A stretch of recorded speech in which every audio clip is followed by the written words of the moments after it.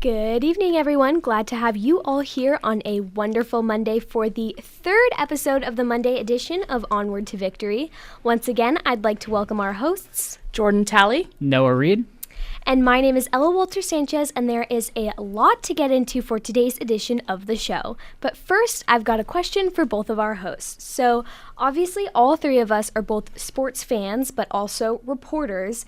And what is your all-time favorite sports moment, either as a reporter or a fan? I can take this one. Okay. So I'm from Washington, so I grew up a Seattle Seahawks fan. I don't think I was old enough to remember it when it happened, but it's like Seattle sports legendary history. In like 2010, Marshawn Lynch ran for like a huge touchdown, and the stadium was so hyped that it actually caused an earthquake in Seattle. It was like a 2 magnitude earthquake just based of literally like the crowd's reaction to Marshawn Lynch scoring a touchdown, which clinched them the playoff spot that year. But yeah, like has to like go down. Call me biased, but like top like 10 moments in like at least American football. So how about you, Noah? Oh, this one's tough. I feel like a lot of really cool stuff because I'm kind of the person who likes to go back and rewatch all these classic, NASCAR races. And so the one that sticks out to me was in 2001, the Summer Daytona race was about 6 months removed after the passing of Dale Earnhardt Sr., and his son was racing in that event. And it's about 6 laps to go, and Dale Earnhardt Jr. restarts about 9th place. And at this point, everyone's kind of like, yeah, he's out of the race. He's fallen back. But, he had a good run. He led a lot of the race. He was running an MLB throwback to a very, really special car. And so, they restart, race gets going, and he just methodically slices and dices through the traffic and takes the lead in a daring move coming to the white flag. And the crowd, I want you guys to picture this. It's night, it's 2001, so you have just, these classic fuzzy cameras that's showing you the screen, and there's just pictures going off throughout the stands. Everyone's on their feet. The whole entire crowd rushes out as he gets the checkered flag, and it is just a beautiful scene. I mean, the announcer, he voice cracks when like going through this, and to me that was like, wow, when the announcer is so filled with emotion, he climbs out of the car, he's on the roof, gets a hug from his team. So that's probably like the coolest thing that I think I've ever seen, just like watching it back. Yeah, for sure. That's a pretty good one. I would have to say that mine, again, probably a little biased as a Diamondbacks fan. If it doesn't have anything to do with the World Series, it has to do with our 2017 run when we were a wild card team, and it was towards the end of the game, and it was still tied, and it was still when we had pinch hitters in the National League. Pinch hitters, when pitchers would hit in the National League, and they no longer hit, but in 2017 they did, and Archie Bradley came up to the plate, and I think we had like 2 outs, a runner on second, or there was a runner somewhere, and you have a pitcher at the plate, there's basically no hope for anything good to happen. They're not trained to hit. And he hits like the biggest triple ever, and he's just like running, and it is like one of the most iconic D-backs photos in my opinion. Everybody was crazy. We did lose the next round tragically, but that moment right there just made me a proud D-backs fan after lots of years of not so great moments. Going out in style, right? Yeah. It was definitely an amazing moment because pitchers don't typically have great at-bats like that, but yeah. Yes. Great moments from everybody, and it's funny to hear how we're all representative of our favorite sports. So our ASU team this week is the swim team, and the swim team has not yet started their season. They do have their first meet this Friday on the 4th against UNLV for both men and women, but they're obviously a headline-making team here at ASU because of their last season and their NCAA championship, but they have had some changes over their off-season. They have a new head coach, Herbie Bem, who was a former swimmer at ASU in 2010 and worked under Bob Bowman, the former coach now, who now is in Texas.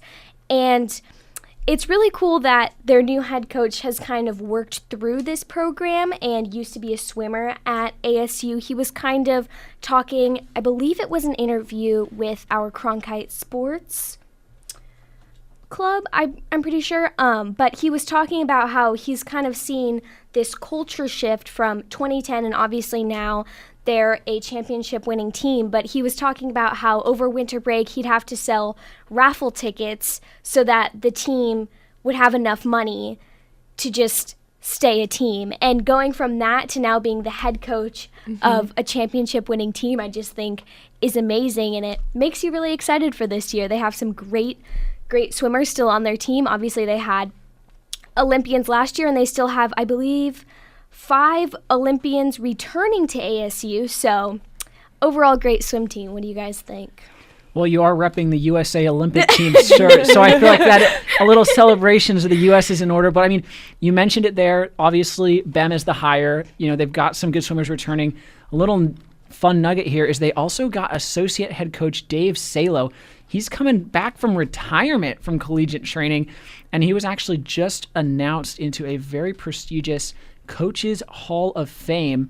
And they also got a really cool numbers cruncher, also from the U.S. swim team. His name is Corey Manley. So now they've got a little bit of manpower, some stat power, a lot of respect, and I think that is going to be a recipe for success.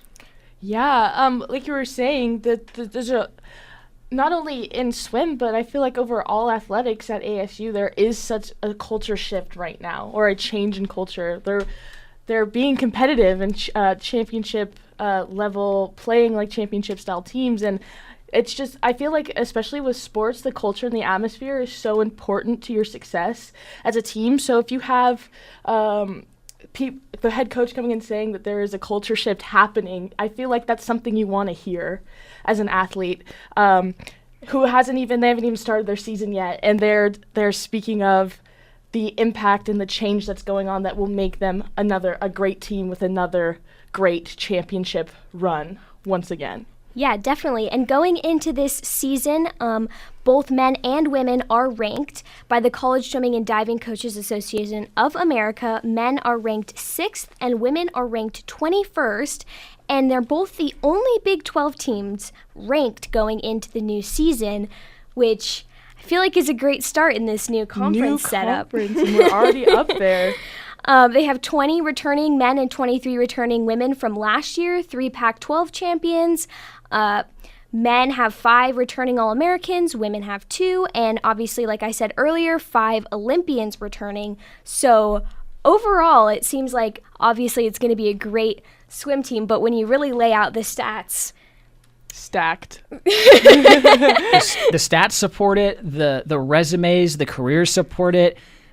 It's going to be a really cool year for swim, and I know that swim is often a kind of underrepresented sport, but I know my mom, if she's listening, she swam in high school and college, so she's super passionate about swim, always has it turned on when the Olympics are going, so it's cool that, I know she likes to follow some of the sports, so I'm sure she'll be tracking our swim team. Yeah, hopefully this championship win will bring some more attention to this amazing team and this amazing organization that obviously has a lot of tight-knit history with a coach that's willing to come back as a student that's willing to come back as a coach. Yeah, for sure.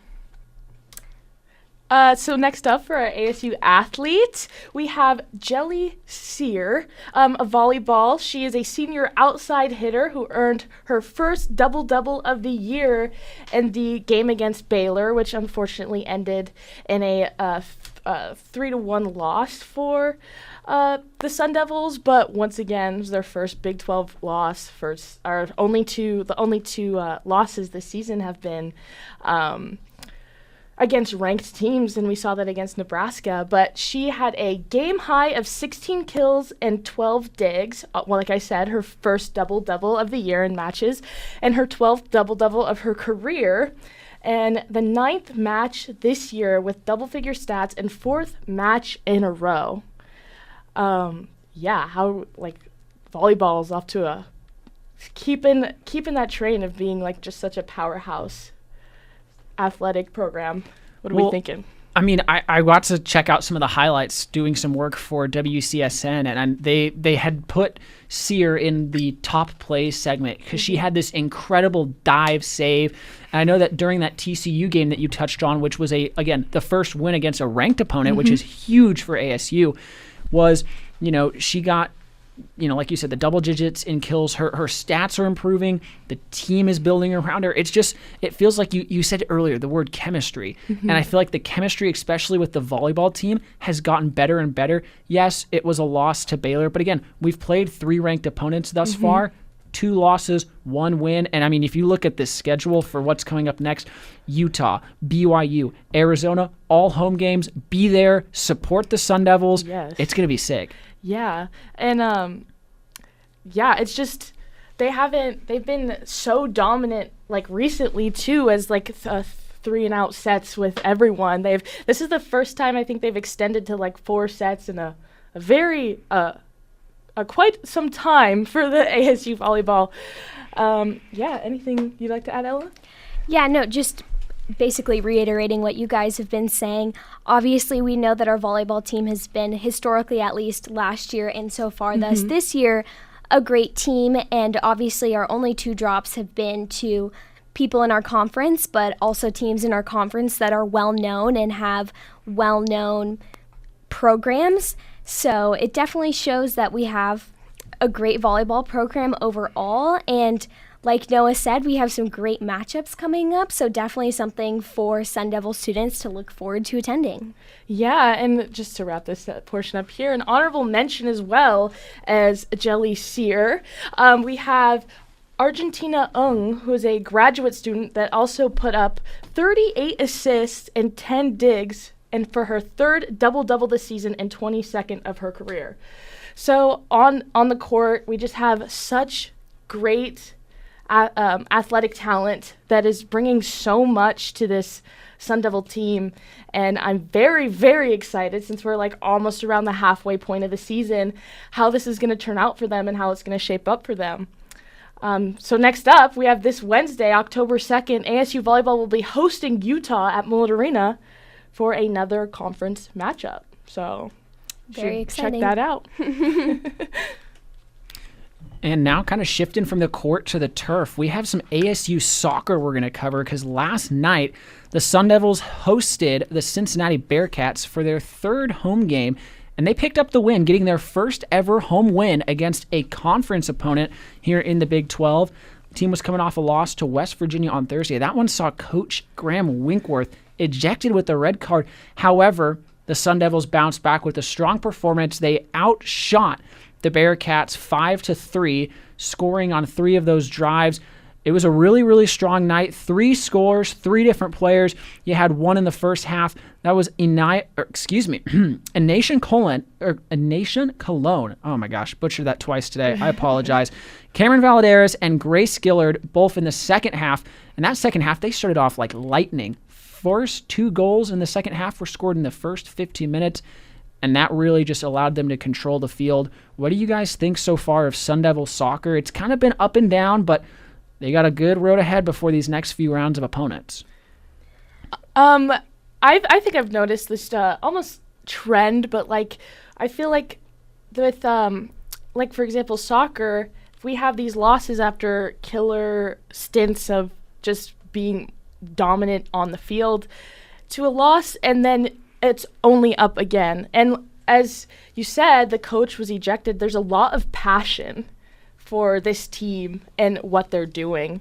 So, yeah, I just think they're only going to get better. I mean, they had a, sorry, just lost my train of thought there. But you're good. It's just very great to watch them and just see the fire and the passion just grow and grow as they get better as the season progresses. Yeah, I agree. I feel like every week we fit soccer into our show somehow, and I feel like that's a good thing. I feel like if we're not talking about the soccer team specifically, we're talking about a familiar name, Pauline Nels. I feel like we talk about her almost all the time, and I feel like it's great to sort of see that. And even though, like you said, it's not been the most consistent so far as of, like comparatively to volleyball, it's still something that still gets brought up, and they still have these star players, and it seems like as they're going on, the team is able to still come together. Even when Coach Winkworth was ejected, the Sun Devils were still able to have a strong performance without a coach. So it definitely shows the strength of this program here at ASU. Yeah. One more strength I want to touch on real quick is Pauline Nellis. She put up a soldier of a game, got a couple of saves, pushed her from 199 to 201, surpassed the 200 career save mark, but she also went down, had a little bit of contact with another fellow Sun Devil, trying to make a save late in the game. She was down for a minute. Team was around her. The stadium fell quiet. But the cool thing that really was like, wow, like she's a soldier. She got back up, walked around for a second, felt out the leg, was like, you know what? I want to stick in this final 20 minutes. And she did. She made another, just great performance, now surpassing 3,600 consecutive minutes of straight play for the Sun Devils. That is impressive. I mean, I can't imagine just going back to back to back. There's not a lot of goalies in the nation who can say that they're playing that much. Definitely, especially in college when there's so many other people competing for your spot. It definitely shows the strength of Nels specifically to be able to have the ability to play for that long as well. Yeah, for sure. It's just goes to oh my gosh, sorry. It was just, like we've said, we've always, in our show, this is our third episode of the show, we've had consistently been talking about soccer. I think that goes to show how much they can do and are doing for our athletics program. Well, now I have a question for you guys because, for a long time, football's really just been thought of as a male sport. Male-dominated, obviously. You have the NFL. But recently, we've seen a surge. Flag football has become a major sport. Arizona went from having 57 schools as a state last year to over 100 different high schools supporting flag football. I'm just curious, what were your guys' takes coming, at least for me in my high school, flag football came around our last year. What are your guys' thoughts on this sport of flag football being integrated into Arizona? I've definitely noticed the recent surge. I mean, personally, my high school didn't have a flag football team or girls flag football team until this year. So you could definitely see the increase in teams, and I feel like I've seen lots of news stories. I believe it was Cronkite News or one of the news sources we had to read for our journalism class was talking about the surge in girls flag football across the valley. So I definitely think it's amazing, and with this program we're going to talk about now, it's obviously taken the state by storm. Yeah, I was fortunate enough at my high school, we did have a girls flag football team. It was also fairly new, but I just think it's, as a, growing up a football fan, a girl, you never saw that. It was just men in the NFL, and it's awesome that girls are now given this opportunity to get involved in the sport that some grew up watching and loving as well. So, yeah, I just think it's a great thing for women's sports that we get more representation of more sports for everyone, which I think is a big deal, that sports should be made for everyone. Everyone should enjoy sports. So with the surge of girls flag football in high school and being in big programs like we're about to talk about, I think it's super important for the development of the sport and future of athletes. Yeah, definitely. Starting in high school, I feel like, is such a vital piece of this story, because so often girls sports don't have high school opportunities. So the fact that this is being implemented in high schools rather than just a side club opportunity that may cost girls absurd amounts of money. Yeah. Being able to have, your high school community around you and, just friends and family that you recognize by you to play a sport that you love is so important for girls. For sure. Well, and Jordan, you touched on the representation, and Ella, you touched on how important it is to the development of the players. And the Arizona Cardinals have done just that for the Valley here. They are going to be broadcasting 8 straight weeks of primetime football games, flag football games. And it started off 3 weeks ago, but tomorrow there is a big game. I kind of I love Max Preps. I always worked, doing high school broadcasting. I lived on Max Preps, getting stats, players. And so I got to do some neat research for this. So the Marana Tigers, they are undefeated this season with 3 wins to its credit. The team is led by junior quarterback Roxy Slinger. She's thrown a 415 passing yards in 3 appearances thus far. It's good enough for 19th best. They're going to go head-to-head against Red Mountain High School, which they're currently 3-1. The Mountain Lions, they did suffer a narrow 1-point loss to Mountain View. Again, Red Mountain lost to Mountain View. That one threw me off just a little bit during the research. But their defense, they're built around junior Ava Clean. The defensive back has picked up 8 sacks in 4 games, 3rd best in all of Arizona. That one's going to be a primetime showdown, 6 p.m. tomorrow night. But don't worry, if you miss it, they're going to be rerunning everything at 3:30 on Saturday. I'm excited. I have a good friend who's back at my high school, Whitney High School. I think they're off to a 9-15 start, who's got to do flag football, and it's just been exciting to see what she's gone on to do, because I know that seeing that program from its start last year to where it's gone this year, to where now they have a JV team. Mm-hmm. Now they have, crowds of people who are going out and supporting these games. It's just so much more fun because, sports are entertaining, they're fun, but they also bring new eyes to different people, and it's about stories. So many more stories can be told through the inception of flag football, and it just makes me super excited. Exactly. I'm super excited too. Like, even here at ASU, there's a women's club flag football team.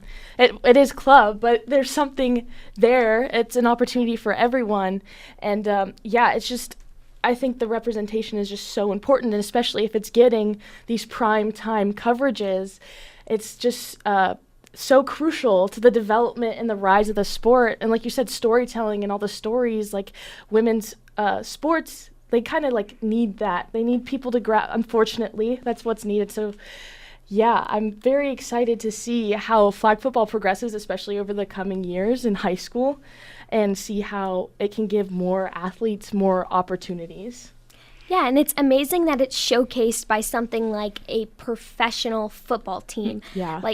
If it were showcased by any other thing, it wouldn't have as much weight as it does. But the fact that the Cardinals are showcasing it and are broadcasting these games, placing these girls on their website and bringing attention to this is so, so important, because for stuff like this, you have to give it that big attention. Yeah. And they even had their all-star game played at one of the Cardinals preseason games during halftime. So that's just another way to, they're just having more and more of a spotlight on them, and it's definitely great to just see that. And it's so amazing because having a spotlight on something you've been working for, I'm sure these girls have been playing flag football before leagues were even able to be started at their high schools, and so having that league and having that coverage by something like the Arizona Cardinals is just so special and so important.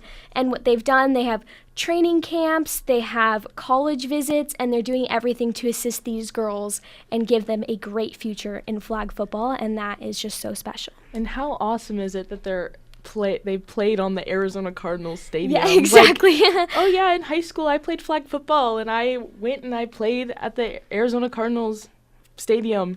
That's just awesome. Exactly, and probably not many male youth football players get that opportunity, and so it's definitely amazing to give girls a bit of an upper hand on one of those things.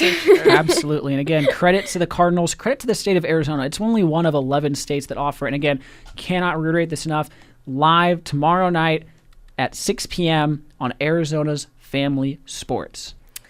Another thing that is sort of going to be broadcast on television that we're going to be talking about today is the partnership between ASU Hockey and Fox 10. So not only is Fox 10 going to be broadcasting 11 ASU hockey games, starting with the Michigan game on the 12th, but they're going to have these cool, unique segments like Sparky's Den with Coach Dillingham and ASU All Access.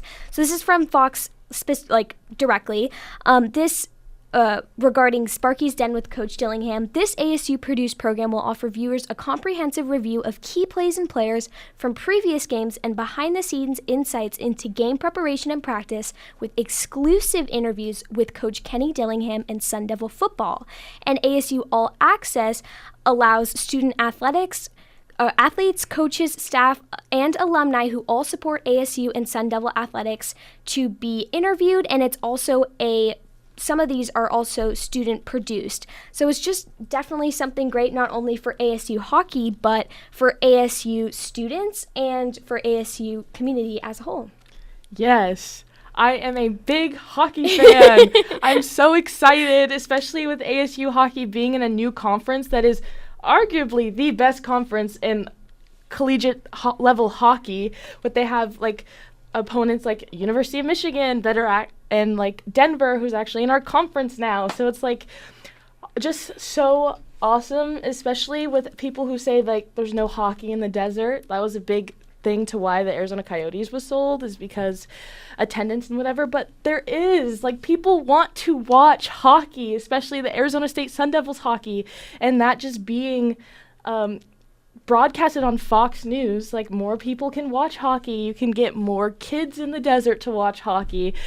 Now that they don't have a professional NHL team, the collegiate level is all we have, and especially in a new conference. Exactly. It's definitely something that's not only important to the ASU community, but the entire Arizona hockey community as a whole. So we are unfortunately running out of time. So thank you for listening to Monday's edition of Onward to Victory. My name is Ella Wolter-Sánchez alongside Jordan Talley and Noah Reed. Thank you for listening. We'll see you next week.